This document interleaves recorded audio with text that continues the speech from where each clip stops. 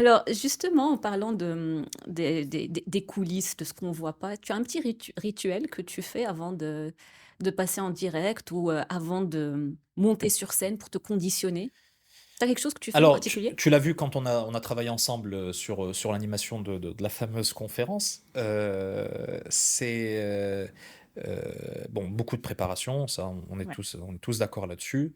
Les répétitions, Mmh. également, ça je parle par rapport aux conférences et juste avant, tu as dû t'en rendre compte, j'ai besoin de me ressourcer. C'est-à-dire que je me mets Yes. à l'écart, je me crée ma bulle, je prends 5 minutes. Là, il peut y avoir des ministres, des machins, et cetera. Peu m'importe, il faut que je prenne ces 5 minutes-là avant de démarrer. Et ça te permet de te recentrer, de repasser en revue parce que le démarrage est crucial. Oui. Comment tu vas démarrer, comment tu vas enchaîner les personnes, les trucs, faut pas te tromper. Moi, j'ai un gros souci avec les noms.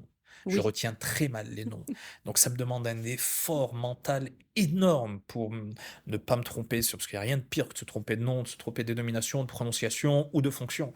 Surtout quand on est dans des conférences. En plus, aujourd'hui, tout est transmis par internet, en live, en streaming, et cetera. Donc ça me demande un effort considérable, donc ça me permet de me recentrer. Sur le journal, j'en parlais il y a quelque temps avec une amie qui me disait: «Mais tu sais, moi j'ai un travail, mais c'est très aléatoire, et cetera». Je lui dis: «Écoute, si tu veux t'en sortir Mmh.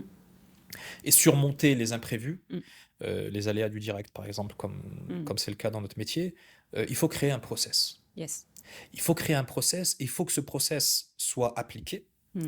soit éprouvé, c'est-à-dire qu'on le teste, s'il y a des choses qui ne fonctionnent pas, ben, on corrige, mais une fois qu'il est verrouillé, il faut l'appliquer systématiquement. Mmh. C'est-à-dire ce qui va faire la force du process Mmh. et ce qui va te permettre d'en tirer tous les bénéfices, c'est la fréquence, la régularité et surtout l'assiduité à respecter ce process. Mmh. Et là, ça va faire presque 4 ans. Au niveau des éditions d'Info Soir Week-end, c'est systématiquement. J'arrive une demi-heure avant. Et les Mmh. équipes sont géniales parce qu'elles te suivent, tu vois. Parce Ouais. qu'elles se disent, attends, il y a le mec, il est rédacteur en chef, il est là depuis le milieu de la matinée, il est là à l'heure, donc nous, il faut qu'on joue notre partition. Et il la joue impeccablement bien. Parce que le journal, on voit ma figure à l'antenne, mais derrière, il y a rien sur le plateau, au moment où je présente, et en régie, il y a facile, comme ça, juste à vue de nez, facile, une vingtaine de personnes. Ouais. Facile.